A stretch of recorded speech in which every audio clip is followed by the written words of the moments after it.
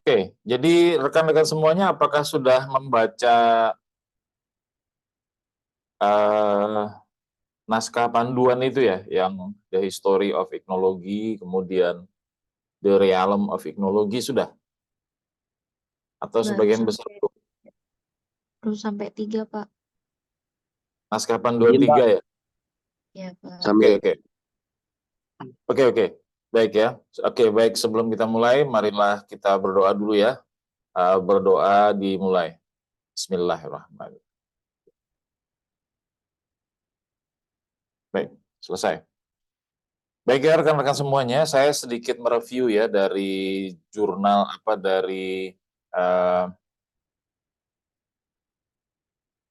itu saya sebut tuh. Ini dia. Naskah 04 ya. Mungkin ini mudah-mudahan Anda bisa melihat apa yang ada di depan Anda ya. Ah,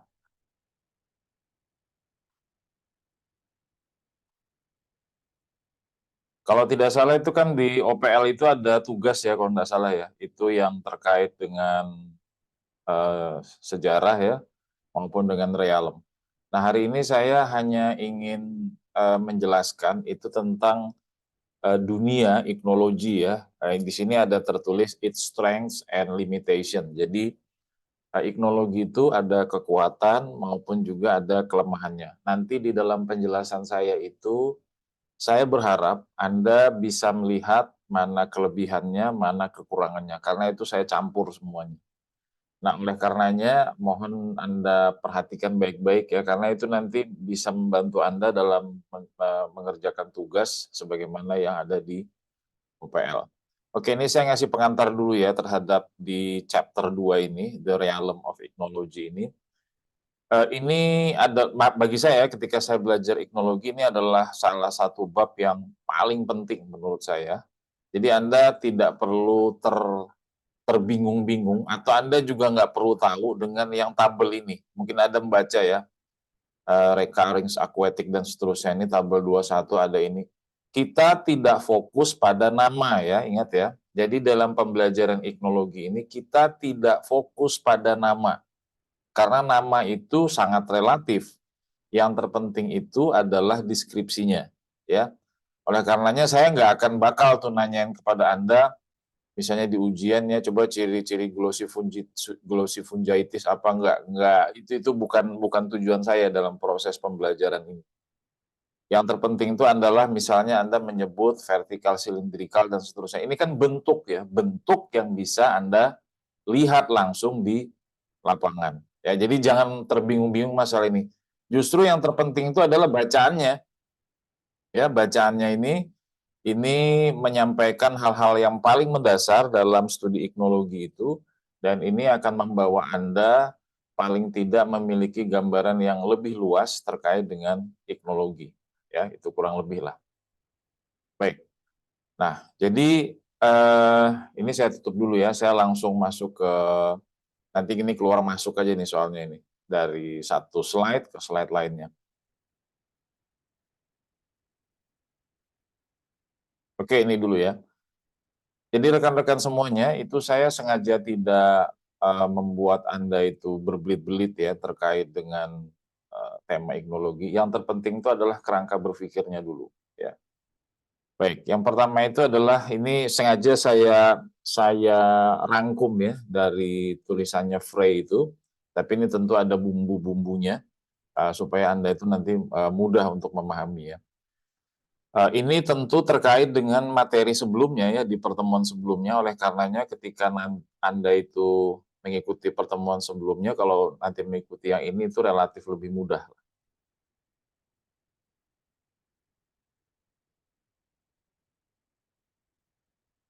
Karena ini ada yang baru masuk. Ya, baik ya rekan-rekannya semuanya. Jadi Anda pernah tahu nggak apa sih yang dimaksud dengan batasan itu apa? Pernah dengar nggak batasan? Ada yang bisa menyampaikan, misalnya gini, rumah Anda memiliki batas, berarti apa kesimpulannya? Apa arti makna dari batasan itu? Ada yang Jarak, bisa Pak. jarak? Atau ada yang lain nggak? Batasan itu dalam bahasa Inggris border kan? Anda mungkin nggak di di rumah sebelah rumah Anda itu kan ada batas ya. Mungkin nggak Anda bisa masuk ke rumah orang itu? Mungkin kan kalau izin kan, tapi kalau nggak izin kan Anda berarti udah ngelewatin batas kan.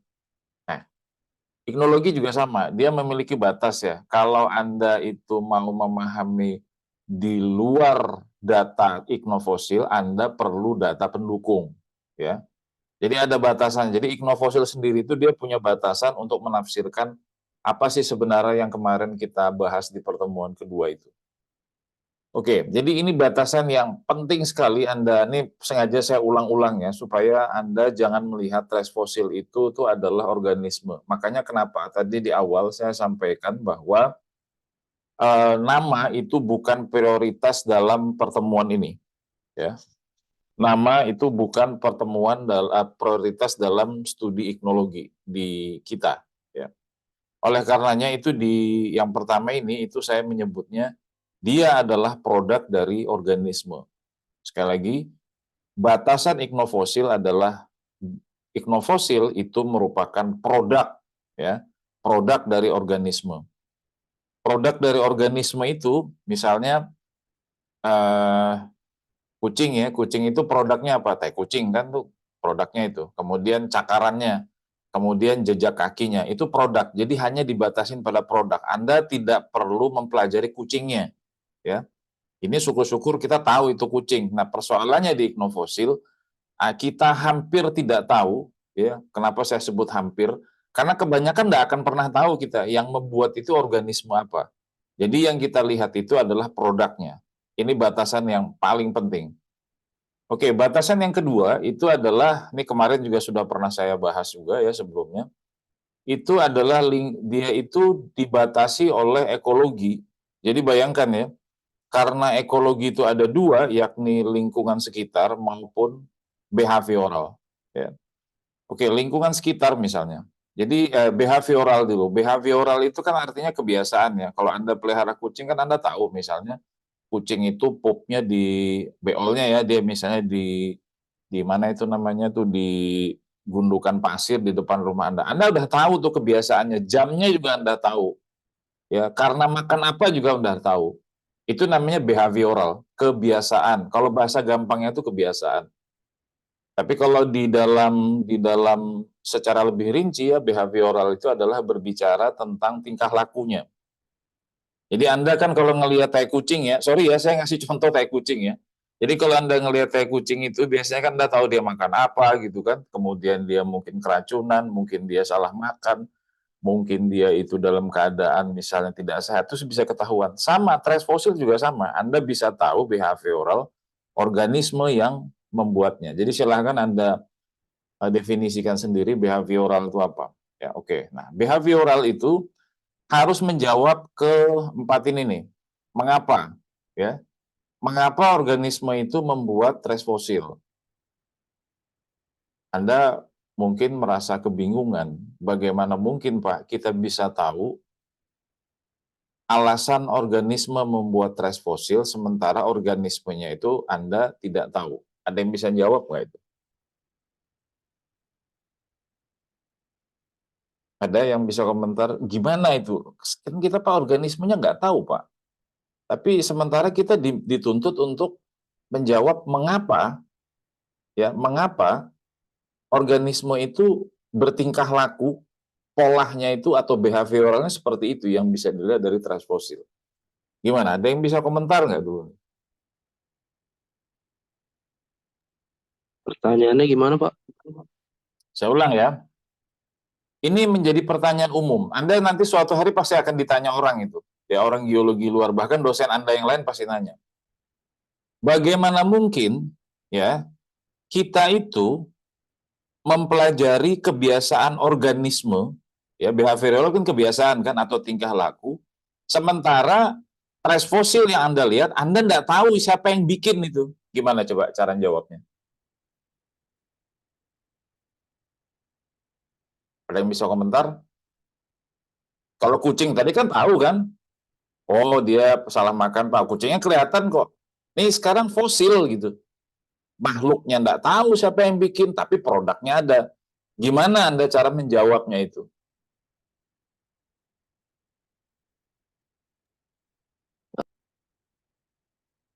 Coba. Dari jejak yang mereka tinggalkan, Pak. Betul. Tapi kan ada orang iseng nih. Orang nih mesti iseng nih kalau urusan trash fosil. Bagaimana tahu Anda itu ini si organisme membuat ini maksudnya adalah begini. Sementara kita tidak pernah melihat organismenya. Gimana coba cara jawabnya?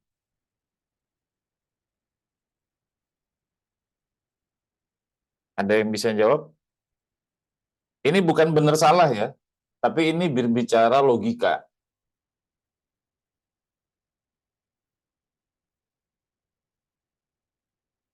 Anda pernah tahu nggak cara menjawab itu adalah dengan cara bertanya kembali? Pernah tahu itu logika begitu? Saya ambil contoh ya. Anda tahu kan Proklamator Indonesia tahu kan? Tahu, Pak. Oh, udah ya. Anda tahu kan para pahlawan-pahlawan itu, bagaimana Anda bisa mengenal pahlawan itu tingkah lakunya, sementara Anda sendiri tidak pernah ketemu di generasi sekarang, termasuk saya. Dari mana Anda bisa tahu itu? Misalnya Bung Karno hobinya pakai baju apa ya, baju hem yang rapi misalnya. Bung Hatta itu hobinya itu adalah membaca. Gimana cara membuktikannya itu? Ada Coba. riwayat hidupnya. Ya kan, riwayat. Jadi kan sebenarnya yang kita pelajari tentang pahlawan itu jejaknya kan. Anda kan nggak ketemu sosoknya, walaupun Anda tahu nih yang bikin adalah Bung Karno, ini adalah yang bikin ini adalah Bung Hatta. Jadi, sekarang saya tanya kembali kepada Anda. Misalnya ya, ini ada terkaitan pertanyaan pertama.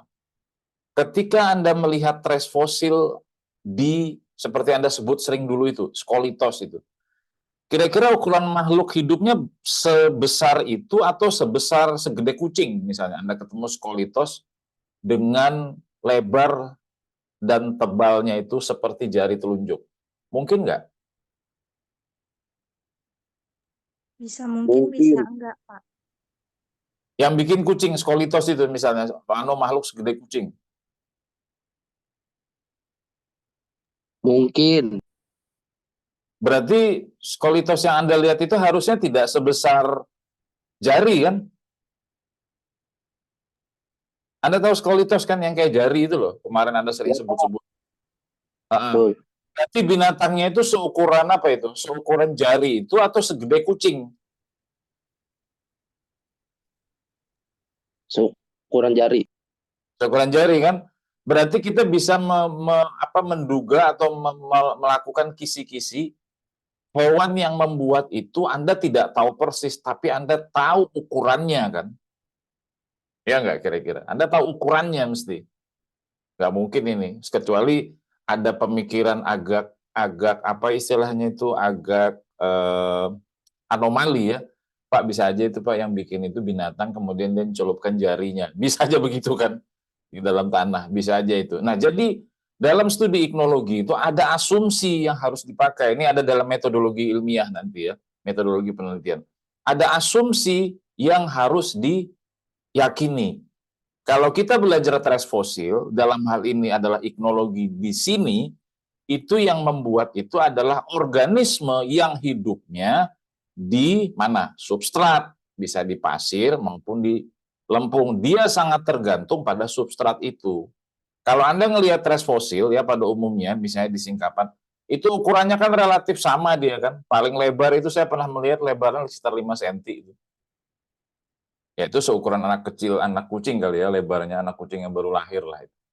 Itu juga kebesaran itu, ya.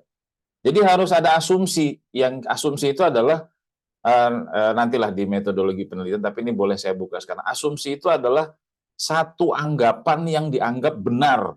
Ya. Orang yakin semua. Ketika lihat trace fosil dengan ukuran jari, maka yang bikin itu adalah organisme kecil atau yang berukuran jari yang hidupnya tergantung sekali terhadap substrat. Substrat itu sedimen ya, atau bahan di mana dia dari bahan itu dia bisa menggali, bisa tinggal di situ, atau dia bisa mungkin mencongkel di situ. Clear ya di sini ya. Jadi kita harus punya asumsi dalam mempelajari sesuatu itu. Nah, oleh karena itu, kalau Anda melihat res fosil, pasti ada pertanyaan pertama itu adalah behavioralnya adalah mengapa, ya. Ini tidak, saya hanya menyampaikan kepada Anda filosofinya ya. Jadi mulailah dengan pertanyaan mengapa organisme ini berbuat demikian. Kemudian yang kedua, ini juga udah saya sampaikan, kapan, ya. Kapan ini kan sama ini ketika Anda melihat seekor kucing ya, paling gampang kucing lah karena dipelihara banyak orang. Kapan kucing itu maaf, beol misalnya atau pup. Anda tahu nggak ritmenya, ritme kucing? Siapa yang pelihara kucing di sini? Akmal, Pak. Oke, Mal. Siapa? Anda kan pelihara kucing ya. Kucing Anda itu beolnya itu sehari berapa kali, Mal? Kalau saya lihat itu bisa 3 sampai 4 kali, Pak. Oke, itu kapan, Mal? Itu bisa pagi, siang, sore, dan malam, Pak. Oke ya, clear ya. Anda percaya nggak kambing itu juga kalau beol dia punya ritme yang sama? Mau ada ritmenya juga pagi mungkin atau malamnya atau sehari sekali. Benar kan? Ya, Pak. Jadi organisme itu dia memahami kapan harus melakukan sesuatu. Jadi ini sama. Jadi organisme itu tahu kapan ketika behavioral ini harus mereka terapkan. Jadi tingkah laku tertentu itu ada waktunya, ada kapannya. Nah, itu kan kita berbicara waktu ya, pagi, siang, malam. Kembali ke pertanyaan pertama, kenapa mereka itu harus, kucingmu ya, Mal ya, kenapa kucingmu harus beolnya itu pagi, Mal? Karena memang sudah harusnya dia beol, Pak, karena banyak makan. Ya, ini saya memang sengaja ya menghantarkan Anda, saya saking bingungnya gimana dalam waktu yang singkat Anda bisa memahami trace fosil ya. Nah, itu bukan jawaban, Mal. Itu kamu muter-muter aja jadinya, Mal.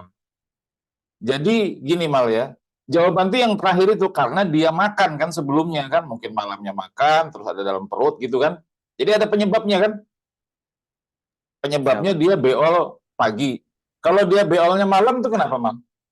Misalnya digeser aja, nggak pagi gitu. bingung juga sih saya, Pak, jawabnya, Pak. Karena dia makannya pagi sama malam aja, Pak. Iya kan, pagi sama malam. Itu namanya siklus ya, itu namanya tuh ritme, irama dari kucing itu adalah pagi, mungkin malam. Kucing yang lain bisa pagi, siang, malam. Tergantung kapan dia memilih waktunya. Itu yang namanya disebut dengan jam biologi. Mungkin Anda pernah dengar ya istilah jam biologi. Termasuk manusia sama kan. Misalnya, misalnya begini, ada orang punya kebiasaan itu buang air besarnya setiap pagi. Anda pernah tahu itu kan? Dia nggak bisa kalau nggak buangnya pagi itu, nggak bisa itu. Apalagi dia dipicu sebelum beol itu dia malamnya sudah makan ya, paginya makan lagi. Wah, itu pasti pagi itu. Tapi kalau dia nggak makan, maka dia nggak beol ya di pagi hari.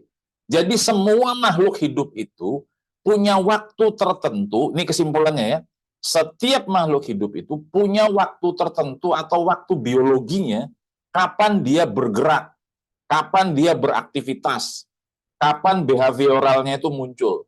Itu ada waktu-waktunya. Clear ya di sini ya. Jadi pertanyaan mengapa alasannya sudah, kapan itu sudah. Paham ya di sini ya? Oke, sampai di sini ada pertanyaan nggak? Oke, enggak ada ya. Demikian juga kalau kita asumsikan yang membuat trace fosil itu adalah udang, cacing, atau apa itu namanya keong, atau siput, dia itu bergerak itu nggak mungkin itu nggak punya alasan. Itu menjawab pertanyaan mengapa. Terus dia tidak mungkin bergerak kenapa harus malam hari tanpa alasan. Pasti ada alasannya. Ya, kapan itu tadi? Itu adalah yang disebut dengan waktu biologi kan. Kalau bicara kapan kan bicara time kan, bicara saat ya. Jadi makhluk hidup itu dia punya waktu biologi. Dia nggak tahu jam. Kan nggak mungkin kucing Anda beol kan. Misalnya kucing Anda beol, ini udah pukul 8 saya beol lah. Kalau manusia kan masih bisa lah itu ya kurang lebih. Tapi saya yakin manusia juga ketika buang air juga nggak ngelihat jam kan di saat di situ dia harus beol ya beol kan. Sama, organisme juga melakukan hal yang sama. Jadi Anda ketika melihat trace fosil itu melihat dua alasan ini aja dulu. Mengapa organisme itu membuat trace fosil dan kapan dia membuatnya. Paham ya? Kapan? Oke, pertanyaan berikutnya itu adalah kemana arahnya? Kan itu jadi persoalan. Ya, Anda yang punya kucing kan tahu, kucing saya apa kalau beol pas selalu ke depan rumah tetangga misalnya atau ke belakang rumah itu arah kan. Makhluk hidup itu punya arah, apalagi manusia kan. Manusia itu sudah tengok kiri kanan aja di mana WC dia udah tahu kan. Pasti ada arahnya itu. Sama dengan organisme juga. Itulah mengapa ya Anda ingat lagi sekali lagi ketika Anda menyebut skolitos di singkapan Jakarta 2 itu, ini ada skolitos Pak. Anda ngelihat dia vertikal kan? Ya enggak? Vertikal itu seolah-olah dia, bukan seolah, ada pergerakan dari permukaan bidang lapisan, ya masih ingat ya? Permukaan bidang lapisan ke ngebor ke bawah kan? Ya enggak? Vertikal ya, ngebor ke bawah. Tuh. Anda melihat juga nggak yang ngebornya ke samping? Ada yang melihat nggak? Ngebornya ke samping. Belum ada, Pak. Belum kan, Anda ngelihat vertikal terus kan? Nah, jadi Iya, Pak. kalau ada fosil itu pasti ada arahnya. Timbul lagi pertanyaannya, kenapa arahnya ke situ? Ya toh? Semua itu harus bisa dijawab. Mengapa itu? Nggak peduli itu makhluknya ada apa itu. Ya. Oke, yang terakhir itu adalah bagaimana cara membuatnya. Yang jelas kan kita sudah nggak ngelihat makhluk hidupnya, tapi paling tidak yang kita kenalkan kemarin saya bahas itu adalah dia bisa mengintrusi, bisa menggali langsung melempar yang digali keluar, ataupun dia apa tuh istilahnya itu menggali lempar ke belakang. Kan itu cara yang kita tahu ya. Jadi kalau sudah berbicara cara, wah ini sudah tidak terbatas, ini banyak sekali. Paling tidak kita bisa mengidentifikasi yang pertemuan kedua itu yang saya sampaikan kepada Anda. Baik ya rekan-rekan, ini tentang behavioral, Anda perlu menjawab keempat ini nantinya itu. Pertanyaan kita nanti ke arah sini semuanya. Saya tidak akan menanya atau siapapun juga tidak perlu menanyakan ini apa, glossophagitis kah, oviomorpha kah, skolitos. Bukan itu tendensinya kita ya dalam apa itu namanya studi ini. Ada pertanyaan?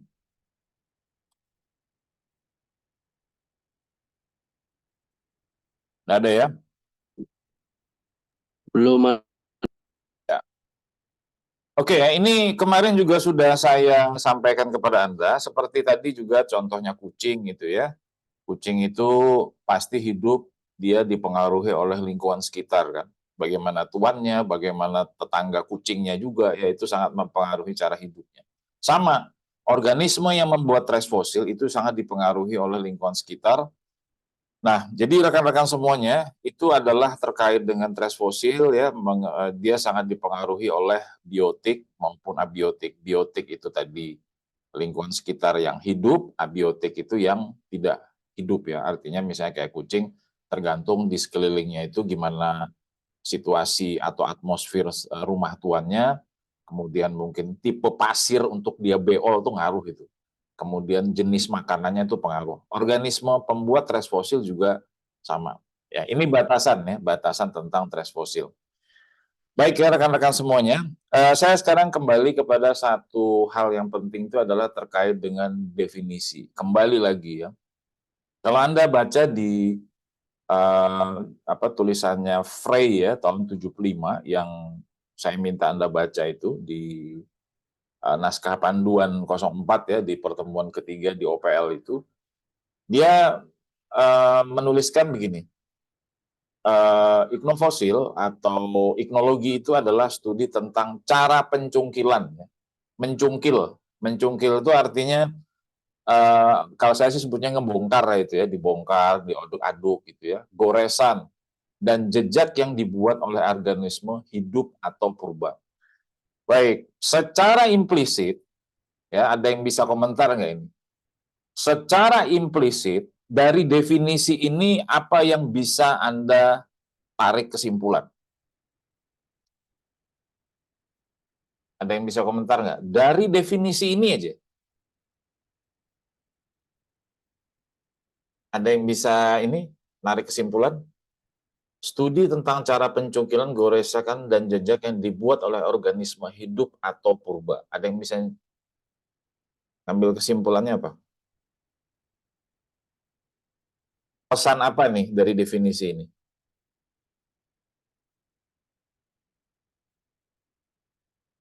Akil, coba Akil. Akil.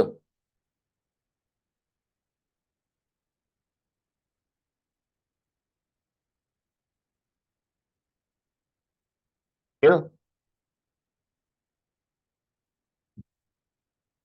Kamu Gilang.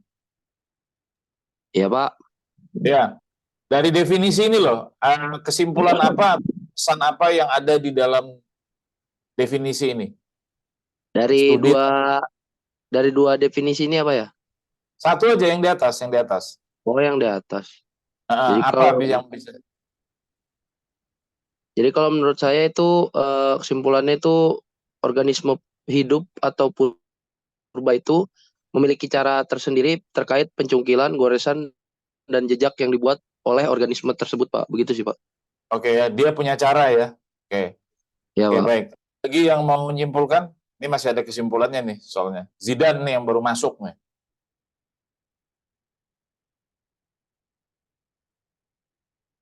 Zidane,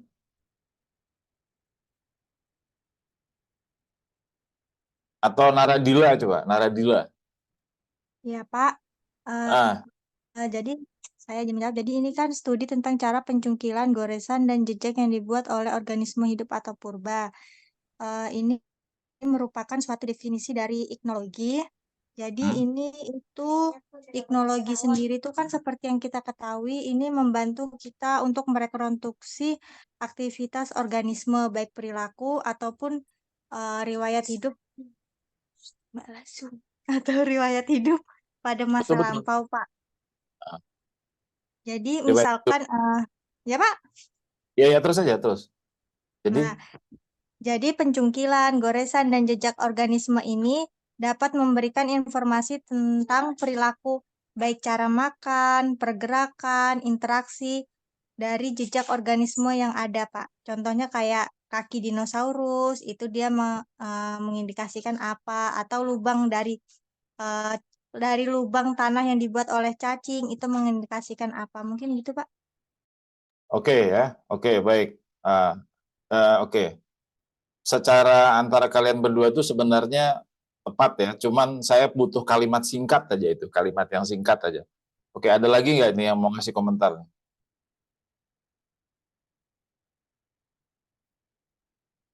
Ada yang mau ngasih komentar? Coba Anissa Maya, Iya, Pak.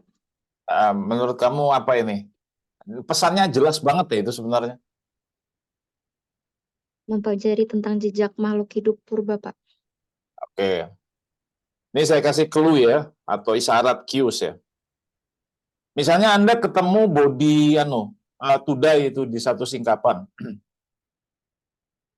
Ketika Anda ketemu tudai itu, maka pesan apa yang bisa diambil dari Anda ketika melihat tudai itu? Yang bisa jawab? Itu kita Cangkangnya itu nyariin aja. cangkangnya, Pak. Apa pesan yang bisa Anda ambil dari situ aja? Berarti dia Cangkangnya loh ya, pernah ada hidup di situ, Pak. pernah ada hidup di situ. Kalian semua tahu nggak si cangkang ini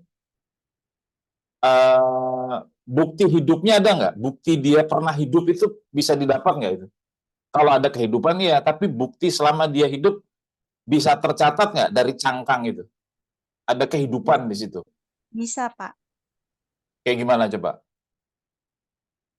Kehidupan, tahu kan Anda arti kehidupan kan? Ya, kita bicara filsafat memang ini kalau di iknologi. Ada kehidupan, misalnya Anda ke rumah orang, ada kehidupan tuh cirinya apa? Ada makanan, ada kopi di situ kan, ada misalnya air yang terbuka di ledeng, itu kan bukti kehidupan kan. Iya, Pak. Ada aktivitas organisme. Ada. Nah, kalau Anda ketemu cangkang, itu Anda bisa ngelihat aktivitas itu cangkang nggak waktu masih hidup? Nggak bisa, Pak. Yakin? Nggak bisa? Kalau dari saya bisa, Pak. Coba. Anda ketemu tudai, Anda bisa cerita apa itu tudainya itu? kan kita sendiri tahu tempat hidupnya Tudai itu di mana. Nah, dari tempat hidup itu bisa diceritakan, Pak, cara hidupnya dari aktivitas organisme tersebut. Misalkan kayak kita tahu Tudai hidupnya di perairan kan, Pak. Kira-kira dia di perairan yang tenang atau di perairan yang dangkal. Dari clue cangkang itu sudah bisa ditarik, Pak, cerita-cerita yang menggambarkan tentang aktivitas organisme tersebut. Ya. Tapi kalau oke ya, enggak ada masalah lah saya. Tapi ketika kita ingin melihat aktivitasnya, misalnya, oh dia ini dulunya itu dongkel ini dia, terus dia hidupnya itu dulu nyelam itu ke dalam substrat, ketahuan nggak dari cangkang itu?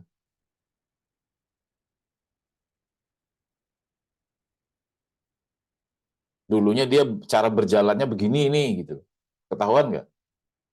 Kalau ngelihat Ketahuan. sekarang sih iya. Kalau Anda lihat fosilnya aja, bisa nggak itu ketahuan? Enggak, Nggak ketahuan ya? enggak, Pak. Enggak Ya, yang ketahuan. lain gimana? Sepakat nggak itu?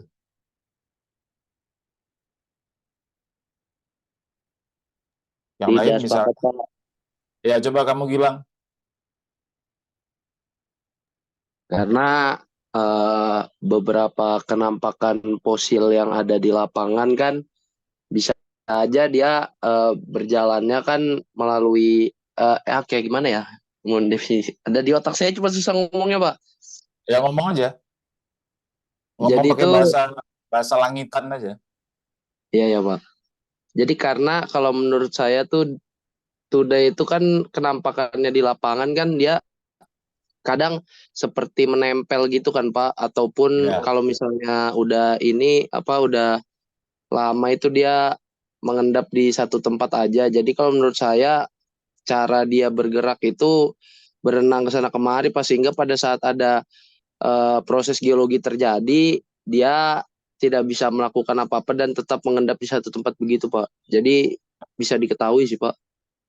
Oke, misalnya Anda ketemu Tudai ya bentuknya vertikal, maksudnya dia terpreserve atau terawetkan itu bentuknya vertikal atau dia apa ya istilahnya itu? Tudai itu kan ada yang sisi pendek sama panjangnya kan? Dia panjangnya itu ke atas itu vertikal ke arah bidang lapisan. Apakah itu sebagai bukti apakah dia sudah terubahkan atau dia itu memang pada saat mati memang begitu bentuknya, posisinya? Gimana, Pak, tadi, Pak? Suaranya putus-putus, Pak, di saya, Pak. Maaf, Pak. Oke ya, saya ulang ya. Misalnya Anda ketemu Tudai kan ada sisi yang panjang kan ada kan itu kan, yang lebar juga ada kan. Ya, Pak. Ketika dia itu tegak posisinya terhadap bidang lapisan itu Tudai, apakah posisinya memang saat itu saat dia mati itu adalah tegak atau dia pada saat mati sebenarnya horizontal tapi karena satu gaya geologi ya Anda silahkan tafsirkan sendiri gaya geologi itu seperti apa terus dia jadi vertikal. Oh, kalau menurut saya sebenarnya mungkin anu, Pak, ini Pak horizontal, Pak. Cuma karena ada gaya geologi dia berubah menjadi vertikal, Pak, begitu sih, Pak. Ya, jadi kesimpulannya kan Anda harus menafsirkan dulu kan bahwa tadi kan Anda bilang seharusnya horizontal kan. Tapi kan yang Anda Iya, lihat Pak. kan hasil akhir kan. Iya, Pak. Nah, jangan-jangan dia dulunya vertikal terus jadi horizontal atau sebaliknya. Ya, oke. Benar, Pak. Nah, pada posisi dia terakhir itu sebenarnya posisi dia kondisi dalam keadaan apa itu? Apakah dalam keadaan hidupkah atau dalam keadaan mati dia itu? Cangkang yang Anda jumpain itu. Dia kalau kan kita tidak bisa melihat ke masa lampau ya, Pak, ya. Jadi bisa jadi dua kemungkinan, Pak. Entah itu dia masih hidup pada saat gaya geologi tersebut terjadi ataupun sudah mati, Pak. Jadi Oke, mungkin aja sih, Pak, dua-duanya, Pak. ya sangat mungkin ya saya setuju itu. Bisa hidup, bisa juga mati. Nah, sekarang kalau ternyata Tudai itu adalah bukti dia mati, maka apakah bisa Anda langsung membuktikan di lapangan bukti dia hidup itu? Bukti Bisa sih, Pak. aktivitas dia dalam keadaan mati loh ya. Kita terpaksa menyimpulkan bahwa oh ini dia menjadi fosil dalam keadaan mati ini, dia terakhirnya. Oh. Iya kan fosil, kan tadi kan ada dua Ya, tuh, bisa ya, bukti Pak. hidup, bisa bukti dia mati. Ya, Nah, sekarang ketika diasumsikan bahwa itu bukti dia mati, maka bisakah kita membuktikan langsung di lapangan bahwa today ini hidupnya begini-begini, terus dia begini-begini, terus dia begini-begini. Aktivitasnya bisa ditafsirkan nggak? Kalau Anda menemukan fosil itu adalah bukti dia mati. Bukti matinya.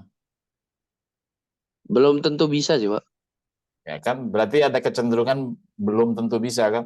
Itu Iya, Pak. sama ya, seperti Anda misalnya ada kasus ya, Anda ketemu di mayat hidup ya, mayat manusia yang misalnya dia itu mati di Himalaya sana dengan ketinggian 8.000 meter. Yang Anda bisa simpulkan kan cuma satu kan di situ, bahwa sekelompok orang ini naik gunung di Gunung Himalaya, matinya itu karena kedinginan kan, hipotermia kan, warnanya apa itu cenderung ungu gitu dagingnya. Kan jadi Anda bisa melihat bukti mati kan? Betul, Pak. Apakah Anda bisa membuktikan aktivitasnya sebelum dia itu naik gunung? Bisa nggak? Dari mayat Bisa, tadi. Pak. Bisa, Pak. Aktivitas sebelum naik gunung bisa nggak dari mayat tadi? Bisa, Pak. Oke, coba dijelaskan gimana? Kan secara tidak langsung kan orang itu kan memiliki perlengkapan sebelum naik gunung, Pak. Dari situ kan kita bisa Ya, tahu bahwa orang itu sudah mempersiapkan bahwa dia ingin naik ke pegunungan Himalaya, sehingga pada saat kejadian dia meninggal di lokasi entah itu di bagian mana, itu kita bisa tahu, Pak, oh ternyata ini orang ini sedang mau naik pegunungan Himalaya karena dia mempersiapkan beberapa barang-barang bawaan ataupun pakaian ataupun sepatu, Pak, begitu, Pak. oke. Tapi bisakah Anda mengidentifikasi kebiasaannya selama dia di tempat asalnya? Tidak Sebelum bisa, dia Pak. bisa. Clear ya? Jadi Clear, Pak. kesimpulan yang mau kita ambil itu adalah body fosil yang Anda jumpai itu hanyalah bisa menjelaskan kondisi atau situasi atau aktivitas sesaat sebelum kematiannya, ya toh, sesaat sebelum kan kematiannya, tapi Anda tidak bisa mengidentifikasi sebelum jauh ketika dia mau naik gunung, nggak akan bisa itu. Karena yang kita lihat kan jasadnya. Nah, konteksnya kita geser ini. Supaya Anda tahu mayat itu dulunya hidupnya itu seperti apa di kota asalnya, gimana cara Anda biar tahu? Si A ini loh, mati di Himalaya sana. Anda pengen tahu si A ini kayak gimana sih dulu dia kehidupannya waktu di Samarinda dia. Gimana cara Anda biar tahu? Harus tahu riwayat hidupnya, Pak. Ya, supaya Anda tahu riwayat hidup, Anda harus kemana dulu? Terkait si A ini.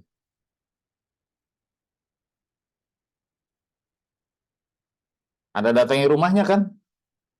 Iya, Pak, betul, Pak. Datangi rumahnya, Pak. Anda masukin kamarnya kan? Paling Iya, tidak Pak, kayak gitu betul. lah.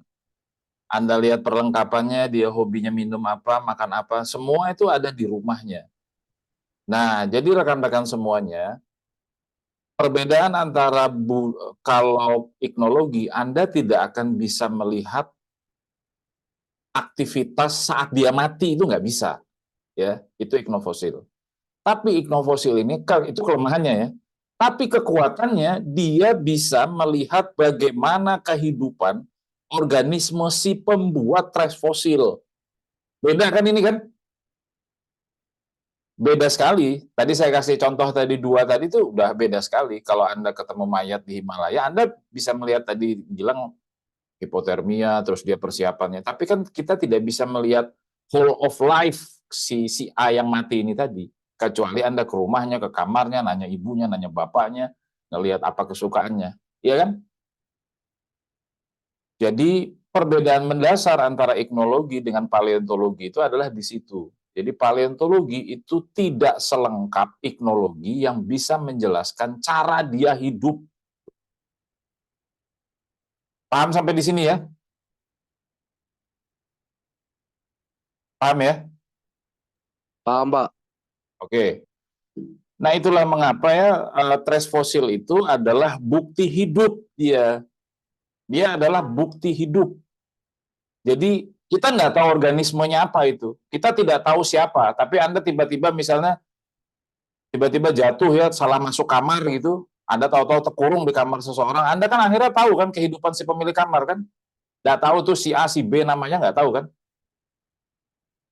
Nah, disitulah terletak perbedaannya. Kekuatannya iknologi itu adalah iknologi itu mempelajari bukti hidup dia, karena jejaknya kelihatan. Itu kan misalnya langkah kaki seseorang, itu kan langkah kaki ketika si orang itu hidup kan, bukan dia lagi mati kan, kecuali mayatnya digotong-gotong, terus dicetak-cetak di apa itu namanya itu di tanah, nah, itu lain lagi ceritanya kan itu. Tapi kan itu adalah sebagai bukti bahwa si organisme ini dulunya pernah berjalan, si organisme ini dulunya itu pernah berlari, dia pernah gesekkan badannya di permukaan substrat. Itu semua bukti hidup itu. Jadi bukan bukti mati. Itulah mengapa ya si Frey itu menyebutkannya secara implisit di dalam papernya yang saya minta Anda baca, itu iknologi itu kekuatannya adalah dia mengetahui bukti hidupnya, bukan bukti matinya. Organismenya apa kita tidak tahu, ya. Oke. Nah, jadi rekan-rekan semuanya ya, jadi saya ulangi lagi. Nah, yang di bawah ini definisinya udah jelas ya, bahwa iknologi itu adalah mempelajari struktur sedimen yang dibuat oleh organisme. Otomatis struktur sedimen ini dibuat ketika organisme itu hidup kan, bergerak dia, moving gitu. Itu ciri khas dari iknologi. Ya. Oke, sampai di sini ada yang mau komentar? Silakan dulu sebelum saya lanjut ke yang lain. Ada? Belum ada, Pak. Ya, ini filosofis ya. Saya masih menekankan Anda supaya tahu filosofinya dulu. Bukti hidup sudah. Nah, ini silahkan ya Anda tafsirkan dari penjelasan saya. Saya sengaja saya tulis kelebihan ataupun dia kekurangan. Ya. Kelebihan ataupun kekurangan. Yang pertama, ya, rentang umur geologinya itu panjang. Ada yang bisa jawab, mengapa panjang? Artinya begini, kalau Anda ketemu iknofosil di umur misalnya Miosen awal sama Miosen akhir, bentuknya sama itu, nggak ada bedanya. Itulah mengapa iknofosil itu rentang umur geologinya itu panjang. Anda bisa ketemu di umur apa aja, bentuknya begitu-begitu aja, nggak ada bedanya itu. Ophiomorpha di kala Miosen sama di kala Pleistosen ya sama aja bentuknya. Tahu kan ada Ophiomorpha kan? Bentuk tabung ya ada totol-totol. Sampai sekarang ya begitu, nggak berubah. Apa pesannya ini? Jadi iknofosil itu tidak bisa, ya ini saya tegaskan, tidak bisa, dia ini kelemahannya, tidak bisa dijadikan petunjuk umur. Setuju nggak Anda?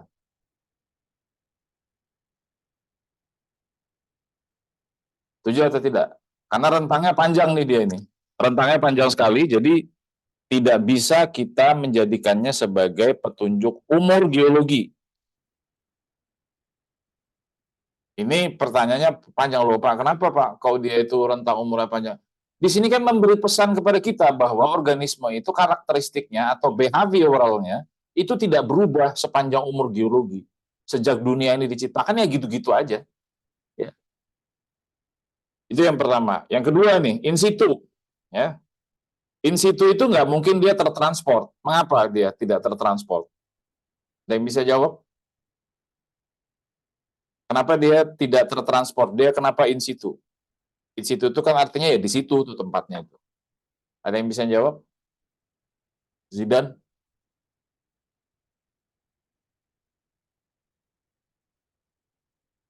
Sinta deh, Sinta.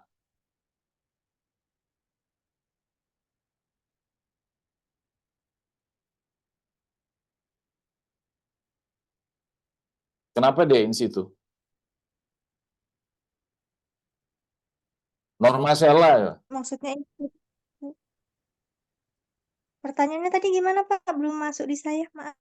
Ini ya, jadi kelebihan dari trace fosil itu adalah dia in situ. Jadi misalnya gini, Anda ketemu jejak kaki dinosaurus. Mungkin nggak kaki dinosaurus itu tertransport deh. Jejaknya itu. Kalau today masih bisa kan? Anda ketemu fosil tudai, dia bisa tertransport kan? Betul. Ya, karena kalau sudah tertransport itu bias kan nantinya kan, misalnya dia hidupnya itu di laut dangkal, tudai itu misalnya. Terus tertransport, akhirnya dia terbenam sampai ke laut yang lebih dalam. Maka ketika dia jadi fosil, ketemu di batu, maka Anda nyimpulkan, oh fosil ini kan hidupnya di laut dangkal. Maka nanti batuan itu Anda simpulkan di laut dangkal, padahal dia laut dalam. Beda kan dia kan? Beda kan? Beda sama sekali itu. Karena udah tertransport. Nah, jadi sama ini, iknofosil ini. Jadi kalau iknofosil itu pasti in situ dia. Itu pasti, nggak akan mungkin tertransport. Mengapa dia tidak bisa tertransport? Ini jawabnya boleh dengan pertanyaan ya. Mengapa dia tidak mungkin tertransport?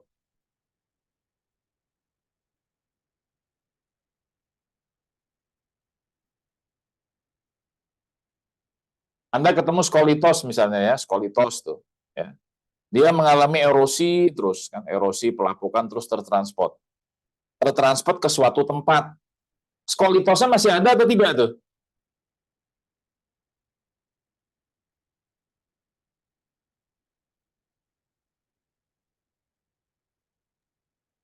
Coba Norma Bisa Sela jadi coba. masih ada.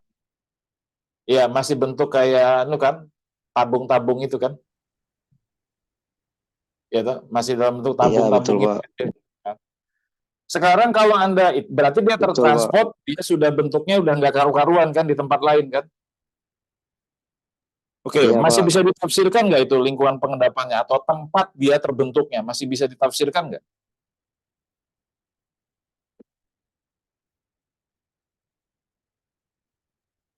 Kalau menurut saya sih Pak, enggak, karena fosilnya itu sudah mungkin ada yang sudah pendek-pendek, jadi kita tuh Nah, kurang bisa menafsirkan. ya, berarti sudah geser kan dia kan, sama dengan ini juga, delik kematian orang kan, paling gampang itulah ya.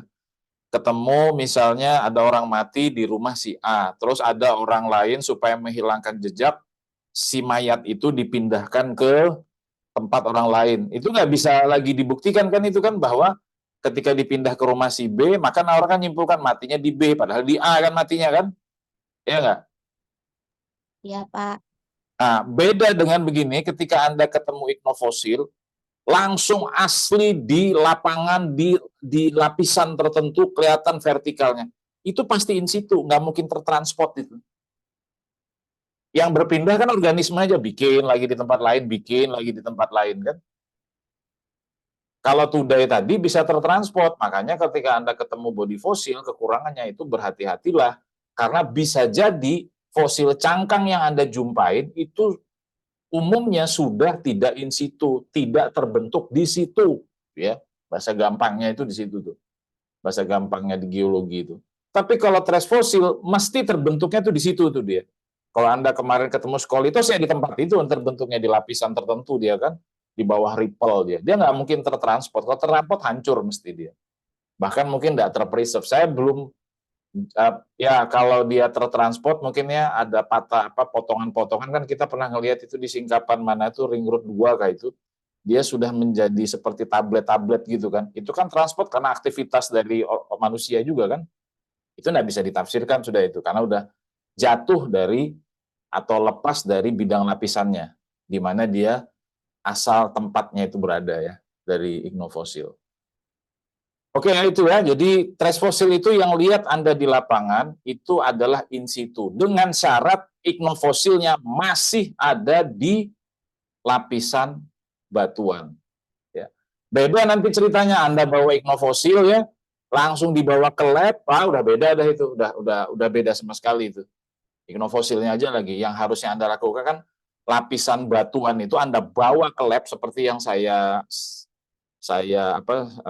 contoh ignofosil yang ada di mana itu namanya di kampus Anda itu kan yang kemarin saya hibahkan itu body-bodinya saya bawa itu ke tempat ke sana itu pun juga udah bias karena kan sudah berpindah tempat dia kan harusnya kan makanya di trace fosil itu mengapa studinya itu dilakukan langsung di lapangan itu menafsirkannya di lapangan kemudian kalau memang kepengen menamakan juga di lapangan Ya, clear ya itu ya. Jadi disitulah kelebihan dari trash fosil ya. Yang kedua tuh, uniknya ya trash fosil itu selalu terdapat pada batuan yang tidak berfosil. Selalu itu. Saya juga nggak mengerti. Tapi kenapa kok hampir tidak ada yang terpreserve itu, si pembuatnya itu? Ada yang bisa jawab nggak? Kenapa? Kenapa ichnofosil itu ada pada batuan yang umumnya tidak ada fosilnya? Ada yang bisa jawab?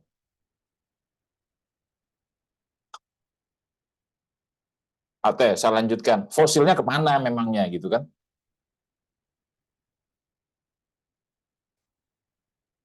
Wahyu, makan yuk.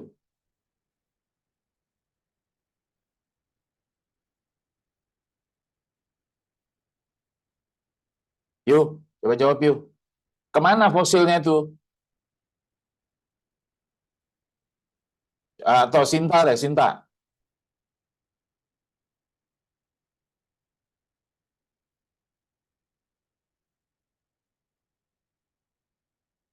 Udah, siapa yang bisa aja deh jawab deh. Kemana fosilnya ini?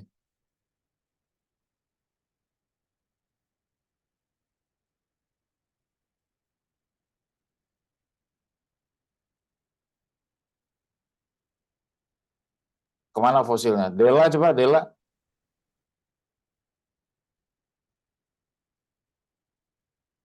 Halo? Halo? Iya Pak, iya Ya, Pak. Pak. Kemana fosilnya ini? Dia terdapat pada batuan yang tidak berfosil ya. Fosilnya kemana gitu? Ada yang bisa jawab nggak? Fosilnya hancur mungkin Pak. Ya, kenapa dia hancur? Karena kan seperti tadi yang dibilang mungkin sudah berpindah tempat Pak. Ya, ada lagi nggak yang lain? Alasan yang lain? Kalau Anda tahu binatang yang lunak itu kan seperti keong kan ya pasti hancur kan, dia lembut banget kan itu kan dagingnya kan, pasti hancur itu. Kemudian yang kedua, cangkang itu kan kalau dia itu tadi tertransport sudah, tapi kalau dia mengalami pelarutan kan sangat mungkin itu ya. Maka dia hilang itu, cangkangnya itu nggak muncul. Ini kan kita bicara pada umumnya.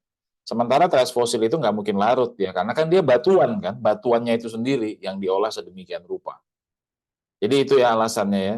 Jadi itu makanya kenapa trash fosil itu biasanya jarang dijumpai pada lingkungan pengendapan yang energinya tinggi seperti di tepi pantai, di delta, di estuari itu sulit sekali ketemu fosil ya. Tapi kalau trash fosilnya tuh banyak ya. Dia karena apa? In situ juga, kemudian dia nggak mungkin terlarut kan orang dia bahan dari trash fosil itu batu sendiri kok kan nggak mungkin larut itu ya. Itu kelebihan yang ketiga. Kemudian yang terakhir itu kelebihannya adalah rentang fasiesnya itu sempit, kelebihan atau kekurangnya. Fasiesnya ini salah tulis saya. Rentang fasiesnya itu sempit. Ada yang tahu nggak apa definisi dari fasies? Fasies itu apa? Fasies. Kalau Anda masih ingat di sedimentologi itu. Fasies itu kan adalah karakteristik batuan, yaitu yang karakteristiknya itu dicirikan oleh sifat fisika, biologi, kimia tertentu kan dia kan. Ini mencerminkan apa nih? Kondisi lingkungan, sifat fisika, kimia, biologi itu kondisi lingkungan di situ tuh. Jadi karena trash fosil itu banyak ya tipenya, ya tergantung kita bisa mengidentifikasi behavioralnya, maka berubah sedikit kondisi lingkungan, trash fosil berubah. Itu ciri khasnya. Walaupun manusia atau geolog ketika menafsirkan itu mengalami kesulitan, ya karena kan kalau sudah menjadi trash fosil itu kan bisa jadi dia tidak utuh seperti awal dia terbentuk, dia bisa juga rontok, bisa juga mungkin tersumbat oleh sedimen yang mengisi berikutnya. Jadi kelihatan bentuk polanya Anda bisa lihat, tapi Anda tidak bisa memastikan dulu aslinya gimana ini. Tapi yang Anda lihat itu adalah sisa-sisanya yang telah trash fosil itu telah mengalami perubahan. Ya, itu yang selalu dilihat di trash fosil. Nah, Tapi ciri khas dari trash fosil itu adalah bentuk tertentu, dia mencerminkan kondisi lingkungan tertentu itu. Nah, itulah tugas dari para geolog untuk menafsirkan apa yang ada, walaupun sudah nggak asli. Kemudian yang kedua, dia mungkin sudah terganggu ya, atau kena deformasi, misalnya kena sesar, tapi tugas geologi tetap sama. Bagaimana menafsirkan data-data salah satunya iknofosil itu dengan serba keterbatasan, ya, data yang begitu terbatas. Oke, saya kira itu ya. Ada lagi yang mau ditanyakan, silakan. Atau yang mau dikomentari. Ini hari ini adalah fokus pada kita itu membahas tentang filosofisnya dulu ya. Jadi supaya nanti Anda itu tidak mengalami kebingungan ketika dipaksa untuk menafsirkan trash fosil itu harus penentuan nama. Kita tidak berbicara nama ya sekarang, tapi Anda menafsirkan behavioral. Ada pertanyaan? Halo, ada Belum, pertanyaan? Pak. Cukup Pak, belum ada Pak. Tidak ada pertanyaan ya. Jadi Iya Pak. pesan saya ya, yang pertama tolong Anda lengkapi itu, apa itu namanya, OPL itu, karena ini pesan dari Kajur. Kemudian yang kedua, tolong Anda baca ya literatur itu. Yang ketiga, Anda jangan khawatir tentang nama. Nah, ini yang penting nih, yang terakhir. Anda nanti di pertemuan kelima, itu kan saya minta membuat cetakan dari trash fosil, batu yang saya, apa namanya, yang saya hibahkan ke, mana itu, ke UMKT. Anda sudah lihat ya sampel itu ya? Udah Pak. Tolong nanti Anda, tugas Anda itu kan nanti itu dua itu. Yang pertama ini saya minta tolong ya di kelas ini, karena ini sedikit orangnya. Tolong Anda cari, Anda lobby gitu ya. Gilang mungkin lah, kamu lah. Iya, Atau Pak. siapapun. Mungkin nggak sampel itu di X-ray? Tahu Oh kan? iya iya Pak, paham Pak. Paham Pak. Anda lobby-lobby lah itu ya, gimana caranya lah itu, di lobby lah. Iya Kalau iya Pak. memang alhamdulillah lewat mana, rumah sakit kah atau. Jadi Anda bisa patungan kan kalau memang Anda bisa patungan untuk pembiayaan X-ray itu. Supaya itu nanti menjadi momentum penting ya dalam studi iknofosil yang itu biasanya dilakukan di luar negeri. Yang kedua nih ya, terkait sampel tadi. Tolong juga Anda pikirkan bagaimana membuat cetakannya. Itu kan biasanya pakai silikon kah atau apa itu, dibuat dulu cetakannya baru nanti diisi sesuatu kan, entah itu isinya itu karet kah atau apapun, yang penting nanti bisa diangkat. Karena apa? Sampel yang ada di tempat Anda itu kalau diangkat nggak akan kuat Anda, itu berat sekali itu. Jadi bisa nggak tuh diakali dibuat cetakannya supaya nanti bisa ditenteng-tenteng. Paham ya? Ada komentar nggak dengan Paham Pak. tugas yang pertemuan kelima nanti? Harapan saya kita udah masuk ke situ. Pak. Pak. Ya. Pak, izin Pak, OPL saya error Pak, nggak bisa dibuka. Waduh, gimana tuh ya?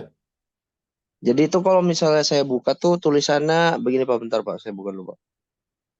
Ya. Nah, kalau saya buka tuh discourse is currently unavailable. Oh iya, Anda berarti tidak masuk ke yang baru itu. Nanti saya share lagi ya di grup ya. Oh iya Pak, siapa? Soalnya yang lain masuk kan, saya pikir akun Anda yang apa namanya, mengalami korup gitu ya, rusak, itu bukan. Itu Anda salah masuk aja itu. Ya, nanti Oh saya iya share, Pak, tolong siapa? dipenuhi ya. Siapa? Oke, jadi tugas kelima, pertemuan kelima itu nanti kita tidak ada pertemuan ya, pertemuan sekali aja, tapi nanti Anda ada tugas mandiri, yaitu tadi itu, mulai sekarang Anda X-ray tadi sama membuat cetakan dari trash fosil itu ya, dalam bentuk mengoding kan nantinya kan. Ya, ada pertanyaan lain? Cukup Pak. Baik. Kalau tidak ada, tolong videonya dibuka ya, saya mau ini dulu, mau foto. Videonya dibuka dulu. Ya, buka. Ya. Udah siap? Dela, Akil, Yasrul, Zidan, Wahyu. Coba buka. Ya. Ini mana nih? Yasrul mana nih? Yasrul. Ini saya nih soalnya dituntut oleh nih, apalagi setelah akreditasi itu, aduh, itu betul-betul harus detil itu sekarang. Kalau nggak bisa itu. Oke lah ya. Ya, oke, ini saya foto, siap-siap ya. Oke, 1, 2, 3. Oke, baik. Baik rekan-rekan ya, terima kasih. Tolong tugas tadi dipenuhi ya untuk pertemuan kelima, kemudian tolong OPL dipenuhi. Dan jangan lupa metodologi penelitian itu papernya sudah saya siapkan, Anda tinggal baca itu termasuk tipe penelitian apa. Ya. Oke, terima kasih. Tunggu pengumuman. Assalamualaikum warahmatullahi wabarakatuh. Waalaikumsalam warahmatullahi wabarakatuh.